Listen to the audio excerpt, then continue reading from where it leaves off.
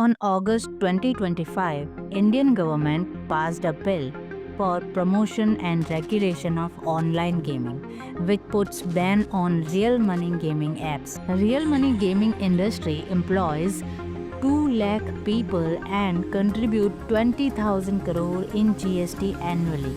Then why the government banned real money games? Let's see the Promotion and Regulation of Online Gaming Act 2025 in detail, and let understand why the government needed to ban the real money games.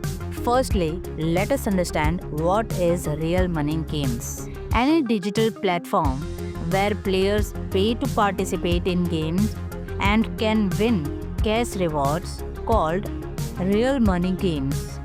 For example, Dream 11, MPL, Winzo, Zoopy, etc.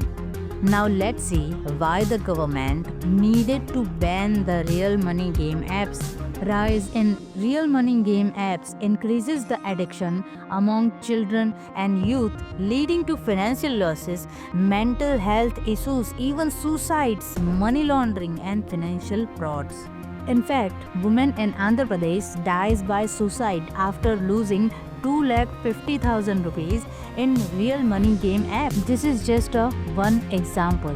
There are thousands of examples. The legislation aims to prohibit these types of real money gaming related issues. After understanding why the government needed to ban the real money game apps, let's see the main provisions of the Promotion and Regulation of Online Gaming Act 2025. This act puts ban on real money game apps which are played for money, and government also prohibit advertising and promotion of such games. According to this act, banks and financial institutions are prohibited from facilitating transactions for real money gaming activities.